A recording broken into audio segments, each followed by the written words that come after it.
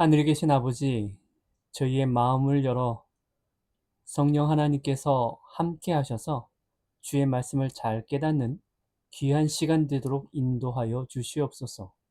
하늘의 지혜와 총명이 이 시간 저희와 함께 하여 주시기를 우리 구주 예수님의 이름으로 기도하옵나이다. 아멘. 안녕하세요. 이번 교과는 제3기 제5과입니다. 이번 교과는 제목이 유월절입니다. 하나님의 모든 구원의 시작은 하나님의 희생으로 시작이 되어집니다. 그렇기 때문에 이번 교과의 유월절을 이해하는 것은 굉장히 중요하죠. 이번 교과를 통해서 많은 것들을 좀 이렇게 터치하겠지만 그럼에도 불구하고 여러분들이 좀 잘 정리하셨으면 좋겠습니다. 먼저 이번 교과의 일요일 소지입니다. 제목은 한 가지 재앙을 더한 후에. 이번 교과의 일요일 소지는요, 간단합니다. 어떤 유월절이라는 것이 하나님의 마지막 경고였고요. 애굽 백성들에게 있어서 또 하나님의 심판이었습니다. 그런데 과연 이 애굽 백성들의 그 장자를 죽이는 이러한 재앙이 과연 하나님이 공의로우신가? 과연 또 하나님의 이러한 애굽 백성들을 죽이는 것이 과연 하나님의 사랑인가? 라는 사실입니다. 여러분들은 이것을 어떻게 생각하시고 어떻게 증명하시겠습니까? 과연 이 유월절 심판은 정말 하나님께서 공의로우심과 사랑을 나타내고 있나요? 출애굽기 12장 26절로 27절에 보게 되면 이렇게 말합니다. 이후에 너희 자녀가 묻기를 이 예식이 무슨 뜻이냐 하거든 너희는 이르기를 이는 여호와의 유월절 제사라. 여호와께서 애굽 사람에게 재앙을 내리실 때에 라고 되어 있습니다. 애굽 사람에게 재앙을 내릴 때에 애굽 사람의 장자는 다 죽었지만 이스라엘 자손의 장자는 죽지 않았다라는 사실입니다. 그럼 이스라엘 자손의 집은 죽지 않았을까요? 과연 애굽 사람들이 생각했을 때에 과연 이것이 공의로울까요? 예, 우리는 이것이 좀 공의가 아니다라고 말할 수 있을 수 있겠죠. 그러나 과연 이렇게 애굽 사람의 모든 장자가 피를 흘렸을 때에 과연 그렇다면 애굽 사람의 집만 그 장자만 과연 죽었는가? 여기서는요. 그렇지 않다는 사실이죠. 사실 애굽 사람뿐만 아니라 이스라엘 집의 장자도 죽었습니다. 그 누구의 장자인가 보니까 바로 하늘 독생자 예수 그리스도의 장자의 죽음이 있었다라는 사실입니다. 그렇기에 이 예수 그리스도의 희생은 정말로 공의로운 뿐만 아니라 하나님의 사랑이 나타났다라는 사실입니다. 월요일 소지입니다. 제목은 백성을 치유하심. 제목을 읽으면 도대체 이게 무슨 연관이 있나라는 생각을 들게 되어지는데요. 이번 교과는 좀 먼저 결론적인 것을 먼저 이야기하고 설명해 나가고 있습니다. 먼저 너희는 이 유월절이라는 이 사건을 이 절기를 너희가 지켜라 라고 이 규례를 삼아 지켜라 라고 말하고 있습니다. 그럼 왜 지켜야 되는가? 구원이라는 것이 그냥 과거에 머물러 있는 거 아닌가? 그냥 과거의 사건을 그냥 기념해서 지키는 거 아닌가? 그런데요. 여기 보게 되면 지금 세대에게 왜 지키라고 했는가? 결국은 지금 세대에게 자유를 주시는 하나님의 역사가 이루어지는 것을 현재에서 경험하기 위해 지켜져야 했다라고 이야기를 하고 있습니다. 왜 하나님은 과연 이 유월절을 지키라고 했는가? 여기에는 하나님의 약속이 있기 때문입니다. 하나님께서 제가 이것을 좀 증명하기 위해서 출애굽기 15장 25절 26절을 제가 말씀을 가지고 왔는데요. 하나님께서 이스라엘 백성들에게 법도와 율례를 주셨습니다. 그리고 정하셨다라는 것이 뭐냐면 지켜라 라고 말했다는 사실이죠. 그럼 그냥 유월절 사건은 그때 이루어진 사건이니까 그냥 그때에 이루어진 것이고 현재와는 뭐 관계가 없는 것으로 우리는 생각합니다. 그러나 이번 교과는 뭐냐면 백성을 치유하심이라고 되어 있죠. 하나님께서 하나님께서 우리에게 지키라고 하신 이유가 있다라는 사실입니다. 그것은 무엇이냐면 결국은 왜 지키라고 했는가? 나는 너희를 치료하는 여호와임을 알게 하겠다라는 사실입니다. 그래서요, 왜 유월절을 지키라고 했냐면 이것이 한낱 과거의 그냥 이스라엘 백성들만의 그냥 과거의 경험으로 지나지 않았다는 사실이죠. 우리가 구원받는 것도요, 과거의 한 경험으로서 칭의의 경험이 칭의로만 멈추는 것이 아니라 현재의 우리가 현재의 하나님의 법도와 율례를 지킴으로써 현재의 우리는 무엇이 필요하냐면 성화의 경험이 필요하다라는 사실입니다. 그래서 하나님께서 이 성화의 경험이 무엇이냐면 결국 치료하는 경험을 너희가 경험해라 라는 사실이죠. 그래서 하나님께서는 사실은 칭의도 중요하지만 우리는 지금 성화의 경험을 하는 것이 더 중요합니다.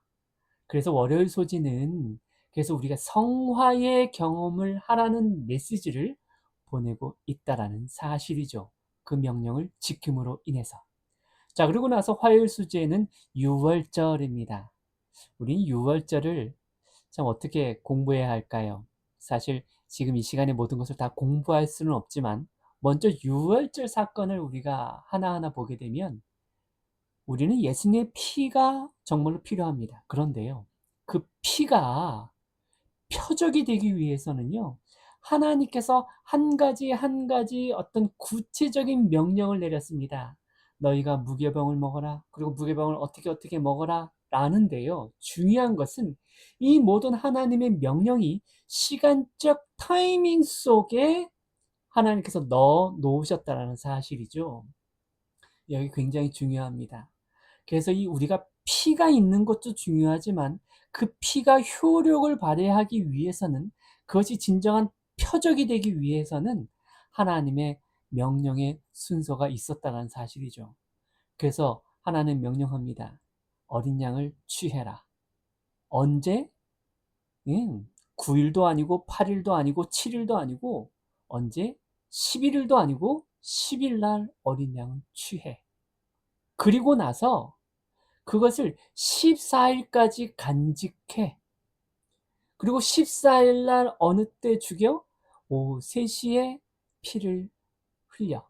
죽여. 예. 하나님께서 이렇게 정확하게 타이밍 속에 모든 명령을 이루셨다라는 사실이죠.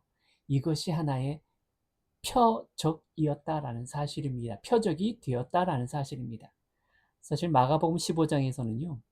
우리가 유월절을 왜 정확하게 잘 공부해야 되냐면 하나님께서 어린 양을 준비하라고 하면서 여러 명령이 있지만 분명 이러한 시간적 타이밍 속에 분명히 가르쳐 줬어요. 그런데 결국은 이 사인, 이 표적을 확실하게 인식한 사람이 누구였는가 보니까 예수를 향하여 섰던 백부장이 그러면서 말합니다. 그렇게 운명하심을 보고 가로되라고 되어 있습니다. 여러분, 어린 양의 피가 진정한 하나님의 표적임을 인식한 사람이 신약에서 누구냐면요. 소위 율법의 박박사였던 서기관도 아니었고요. 믿음이 그렇게 좋았던 바리새인도 아니었고요. 그리고 예수님을 모든 것을 버리고 예수님을 쫓아다녔던 제자들도 아니었고요. 오직 이 어린 양의 피가 진정한 사인, 표적이 돼서 그 표적을 인식한 사람이 누구였는가? 그것도 로마의 백부장이었다라는 사실이죠. 이 사실은 굉장히 중요한 사실입니다. 우리가 마지막 시대에서도요, 정말 하나님의 사인, 표적을 올바로 인식하는 것은 굉장히 중요합니다. 우리가 마지막 시대 때도요, 하나님의 말씀을 열심히 연구함으로 말미암아 진정한 참된 표적을 발견하게 되는 저와 여러분 되시길 바라겠습니다. 그리고 나서 수요일입니다. 수요일 소재는 불꽃을 전하라. 결국 이러한 모든 것 속에서 하나님이 이루신 역사가 있는데요. 제가 이게 결론적인 것만 좀 이야기를 드리겠습니다. 우리가 공부를 하다 보면 이게 포인트가 이게 좀 많이 이게 나눠질 수가 있는데요. 먼저 결론적인 것을 제가 말씀드리겠습니다. 애굽 사람을 치실 때에 이스라엘 자손의 집을 넘어서 구원하셨느니라 하면서 이스라엘 백성들이 하나님께 머리 숙여 경배합니다. 여러분, 왜 우리가 하나님께 경배와 찬양을 드려야 하나요?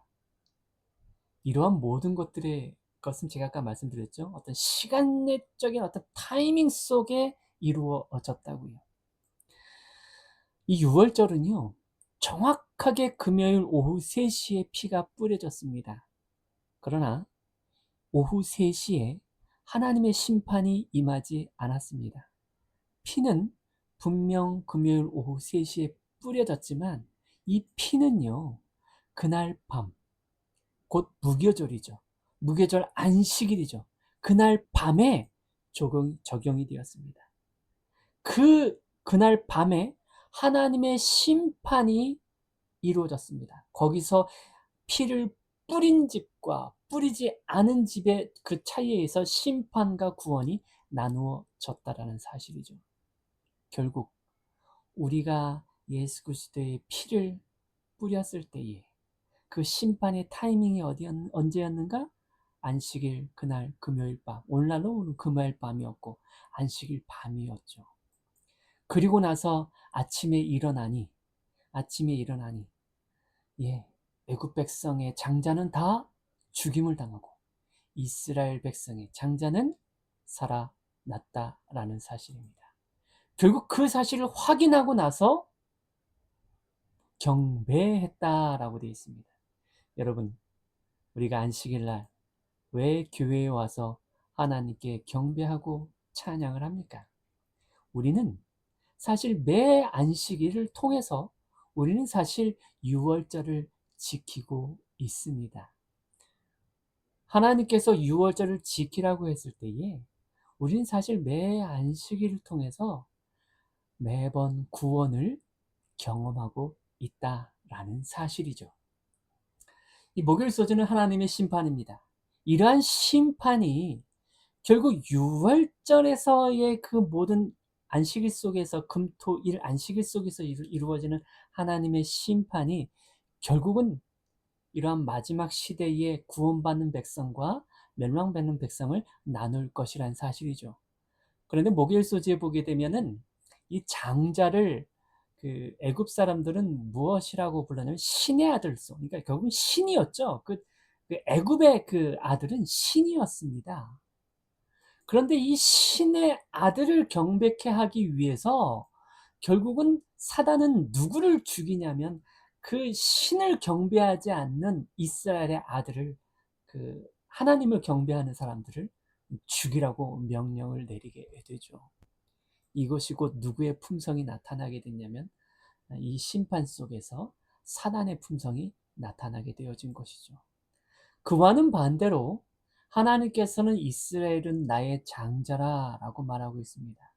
그런데 이 장자에게 진정한 생명을 주시고 구원하시기 위해서 하나님이 하신 일이 무엇인가? 예, 자기 자신의 희생이셨습니다. 이것이 누구의 품성이 드러나게 되냐면 이 심판이라는 걸 통해서 하나님의 품성이 드러나게 되어졌죠. 결국 이 하나님의 심판을 통해서 누구의 품성, 사단의 품성과 하나님의 품성이 드러났다라는 사실입니다. 그래서 결국은 사단이 심판을 받았다라는 것이죠. 금요일 마지막입니다. 유월절 양을 죽이는 것만으로는 충분치 못했다. 그 피를 문설주에 발라야 하였다. 그처럼 그리스도의 보혈의 공로가 각 영혼에게 적용되어야 한다라고 되어 있습니다. 그래서 우리는 그분께서 온 세상을 위하여 죽으셨다는 사실뿐 아니라 우리 각자를 위하여 죽으셨다는 것을 믿어야 한다. 우리는 속죄의 희생의 공로를 우리 자신에게 적용시켜야 한다라고 되어 있습니다. 여러분, 그러면 어떻게 적용합니까? 제가 말씀드렸죠? 우리는 사실 유월절을 계속 지키고 있습니다. 적용시키고 있습니다. 무엇을 통해서? 안식일을 통해서. 여러분, 그렇기 때문에요. 믿음으로 말미암는 의라는 것은 우리는 매 안식일을 통해서 사실 경험하고 있고요. 우리 유월절의 피를 항상 이 안식일을 통해서 우리가 항상 우리의 마음속에 매번 적용하고 있다라는 사실입니다.